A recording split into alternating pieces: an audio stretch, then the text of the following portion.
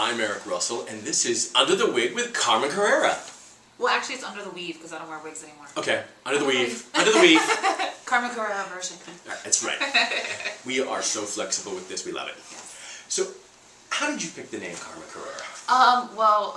Carmen is actually my birth mother's name, and Okay. then Carrera is my drag family's name. So it was kind of like a combination of both. And how did you get into drag? When did you do your first show? I did like an amateur show in New York at Escalita. It's called Diva Surge, and I won.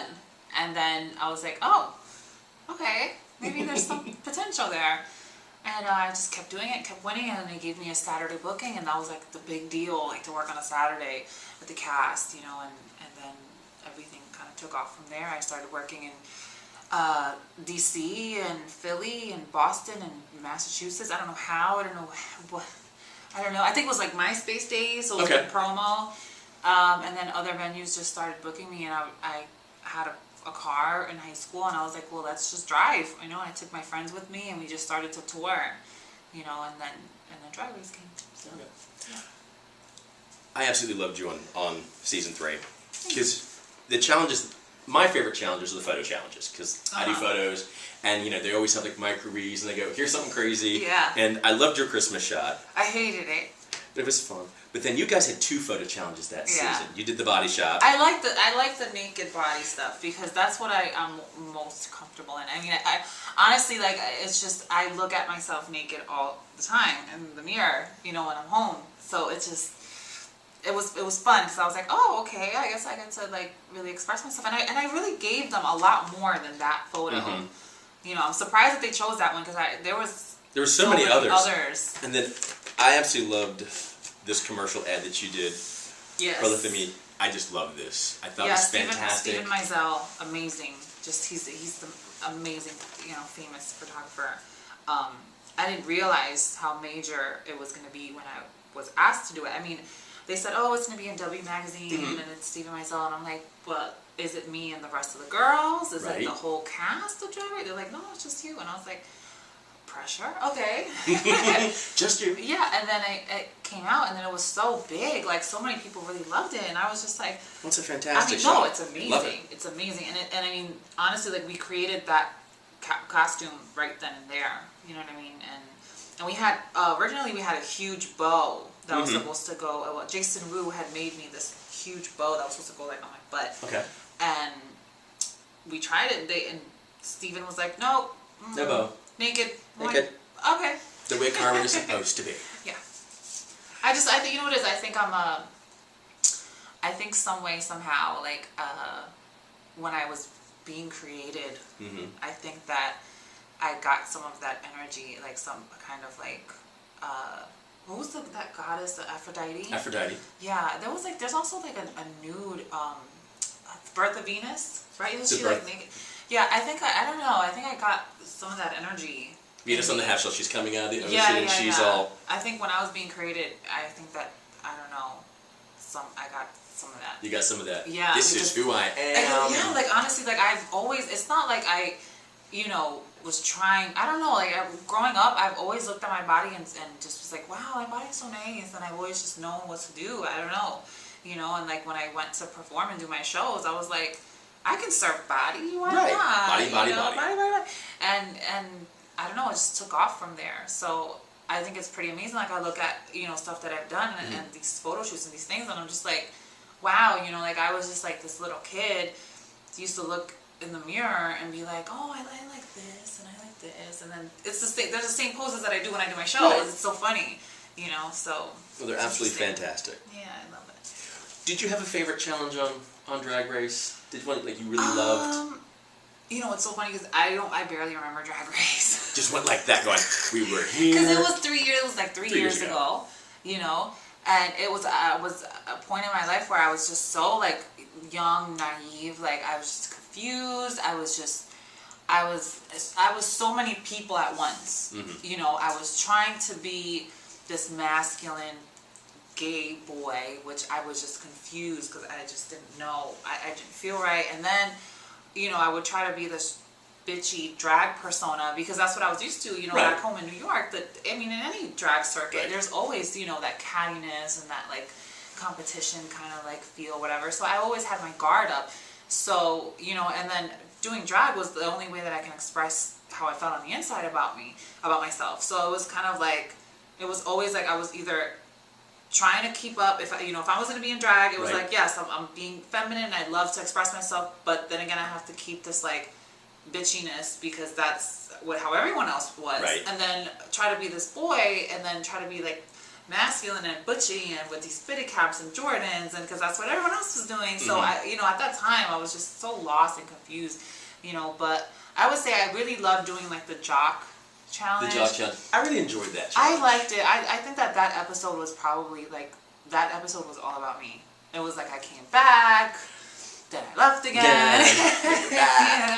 Yeah, and like that lip sync with me and Raja, like I've seen it 1,000 times. People really enjoyed it, and honestly, it was like me and her just having fun, you know what I mean? Because we'd hang out every night after filming, and I'd tell her like how I felt, and I felt all weird, and I wanted to transition, and this and that, and she was kind of helping me and guiding me a little bit, and I don't know, when it was like us that we had to do this lip sync, I was like, oh my god, this is gonna be so much fun.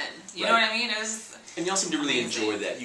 That group, you seem to really enjoy each other and had a fun time together and playing off each other, and it really showed what a fun group you were. Yeah. I mean, because honestly, it was like the same, the way that we were on camera was the same when we were off camera. Yeah. You know what I mean? And that's, honestly, I can't even say that for everyone else, because, that's why one thing that I didn't understand when we were filming, like, the cameras would come on and then certain people would be totally different. Yeah. And then when the cameras were off, they're like so friendly to me. And I was just like, I don't understand. Like, I was so naive. Oh my god, I was like a child, but it was real. Like, our friendship is real, and we're still friends to this day, and we still call each other and ask for advice and say, look at this photo shoot, is it okay, is it too much, or whatever.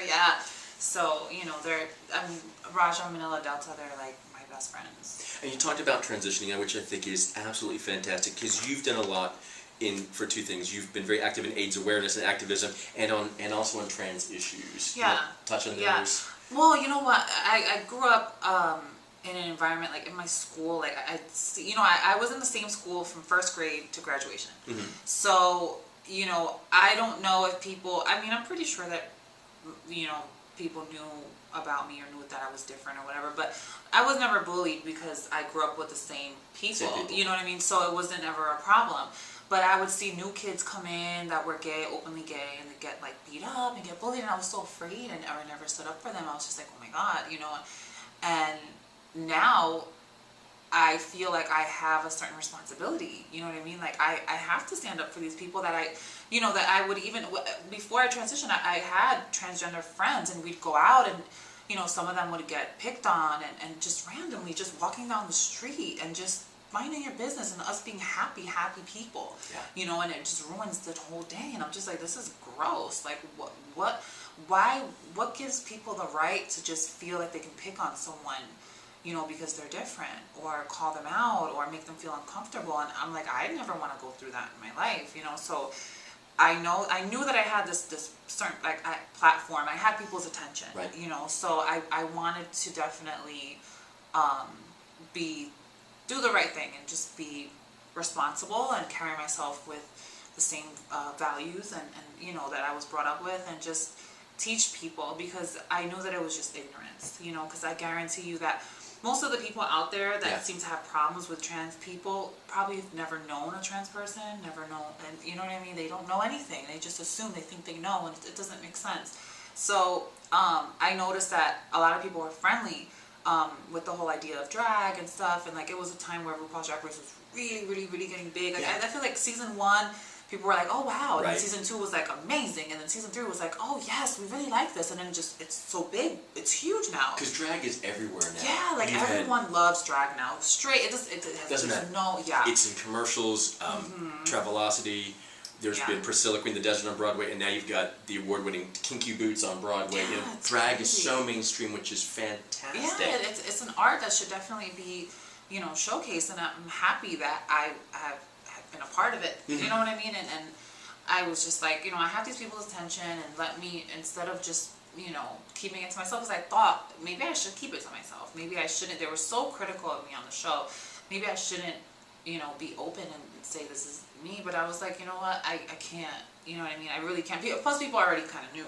They'd see me like out of drag and they'd be like, but why is she still, what? We're confused. And people would start, there was like message boards, there were blogs, like they were all like, they would find fan photos of me, like, like people would meet me at the airport and they're like, but why is her hair so long? Like, well, why is she so feminine? Like, what? What? People are not stupid. So I was just like, you know what? I can't lie. Like, I'm just going to do it. I'm just going to let everyone know. And it just so happened that I got a phone call from ABC and they were like, would you like to film this, this scenario? No, it was, what would you do? What would you do? Okay. Yeah, they were like, would we put you in this scenario of you being picked on and to see what would, other people do? And I'm like, oh my God, that's perfect. Because I played a trans waitress. And then you played a male wait.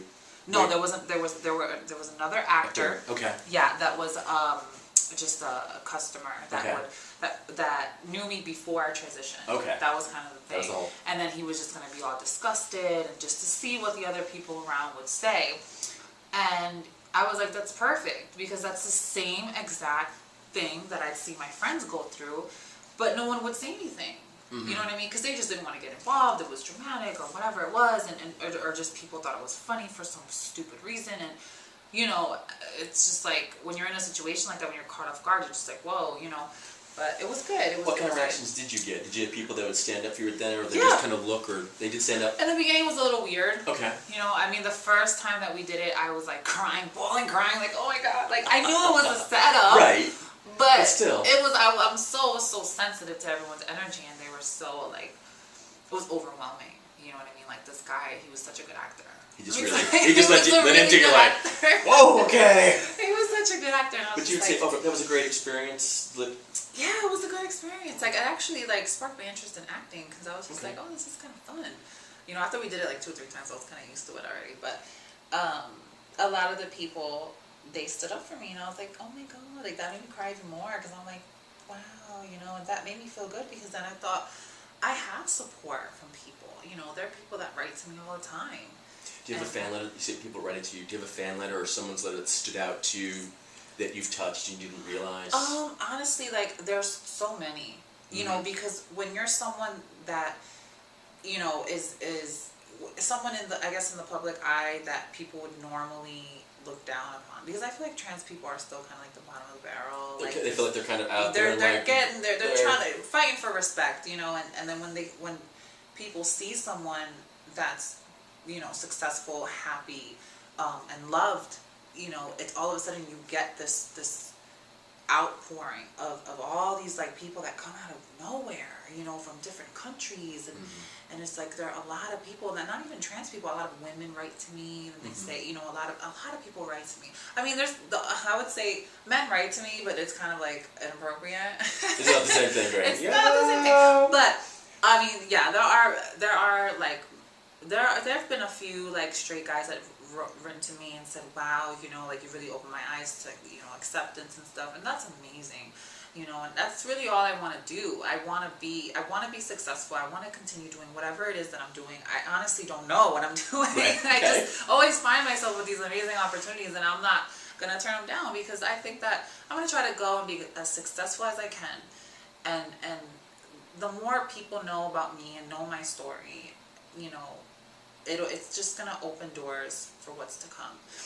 Because who's to say? I'm pretty sure there was a time where gay people were seen in the media as like super flamboyant or just that like stereotype. Mannequin and stuff. You had Hollywood just over the top, or we go back to even shows like science fiction, shows like Lost in Space, where you had Dr. Smith, who was always having this panic attack, and I'm going, is there anybody else out there? Exactly. So now it's more like, okay, you can see the diversity, and I think with trans people, they're always portrayed a certain way in the media, and now it's like you can see. Beauty comes in different forms, you know what I mean? And just because you're trans doesn't mean that you can have talent. You can't be a photographer, or be a singer, or be an actor, or whatever it is. Like, you know what I mean? So who knows what's to come, but I definitely just want to be the one to open up people's eyes, to something different. And then just people can see, oh wow, You mentioned acting. Is there a role you would like to do out there? Any shows you're going, ooh, I would like to be in this Broadway show, or I've always wanted to play this part? I don't know. I haven't thought about it that far. Okay. Like honestly, like it's like I take baby steps. Just whatever kind You of know, comes up. whatever comes, I focus on it and I try to like manifest some kind of success from it. You know what I mean? I try to, whatever challenge I get, like I try to say, okay, like I can do this, I can handle this. Like I have this opportunity on my lap, I will take it and I will do the best I can, and you know, that's it. And then I'll wait for the next thing to come. Like I never go out looking for things. Like things come to me, and I feel like they're all a blessing. So whatever comes to me, I take really serious, and I say, okay, this is what God has given me. This is what I'm going to work on, and I'm going to try to be the best I can be, and then throw it back out there. You know what I mean? So yeah. For any young person who's watching this at home on YouTube and such, and they're probably struggling with who they are, or their gender identity, or their sexual identity, what message would you send to them? I would just say to just be strong. You know, I mean, if you're having a struggle, it doesn't have to be so dramatic. It can just be, you know, you might just be confused. That's all, and you need time to figure it out. And just take care of yourself, be healthy, you know, and try to just continue to be a good person. You know what I mean? Just because you might be going through whatever it is, doesn't mean you can stop, you know, being good to yourself, being good to people that you love. Because that's really important. Because I know even for me in my transition, I didn't know how my family was going to feel about it. I had no idea. I was just like, oh my God, like, I don't know what to do. And I had so much support. Like, I try to stay in contact with my family as much as I could, you know, like, and I just, surprising, I found myself, like, at a family gathering, and everyone's just comfortable with me. It was not a big deal. And I was like, okay, this is fine. You know, I can deal with this. So a lot of the times it's like your own, you just put yourself through it, like, in your head, you know, so you just have to just go on your path and do it right, be a good person, and everything will just kind of fall into place. Fantastic. You know? If people want to find out more about Carmen or contact you, how can they do that? Well, you can go to, right now you can go to carmencarrera.com. It's not anything major. It actually forwards you to my Facebook page. There you go. Yay for Facebook. Yeah, because I'm working on a new Carmen. There's a new Carmen coming out. She's still cooking, you know, but there's a brand new Carmen coming out. You know, I'm starting to do other things. Okay. I'm still doing my shows. I'm never going to stop doing my shows. They're fun. Yeah, they're so much fun, and I get to just I still get to be that extravagant glamazon, you know, like, but my day life is changing. I mean, I'm starting to do a lot of, like, little modeling things. Okay. Things to come, and so I don't know. More to see from Carmen in the future? Oh, of course. Yeah. Always. There's always, things that there will always be more of Carmen, because I'm definitely taking advantage of my youth now. Like, I'm not going to waste my youth on being young. Right. You know, so I'm trying to do as much as I can now, and once I get to a certain age, I want to settle down. I want to have kids, and that's going to be a whole another chapter. I don't know how that's going to happen, but it'll be fun. It'll be fabulous. Yeah, but you know, I heard that there was a lady that was born without a uterus, and she got a uterus transplant, and then she got pregnant. Okay. So now they're saying that they can do that same thing with trans people. Okay. So I'm just like, I want to have a baby. There you go. Can you imagine? That'd be fantastic. Can you imagine the scandal that would be? Like, Carmen Carrera is pregnant. The people are going to be like, what? Right. Like, I think I'd volunteer for that. I think I'd volunteer for a uterus transplant and then be, like, pregnant. That'd be fantastic. I think that would be I don't know if the world is ready for that. I mean, you can never do something because you think the world's not ready for it. You just have to do it. You just have to do it. You just have to do it. Well, we'll see. I mean, we'll wait and see. But in the meantime, I'm going to continue to try to get pregnant, naturally. Did it take this time? I don't know. It's all gross. Listen, wrap it up, be safe. Don't take my advice. This has been fantastic. Thank you so much. Thank you. I'm Eric Russell, and this has been Under the Wig, the Carmen Carrera Weave edition. Under the Weave. Under the Weave. You never know whose wig or weave I'll get under next, so tune in next time. See ya. Take care, guys. Thank you. Thank you. This was fantastic. Oh my God.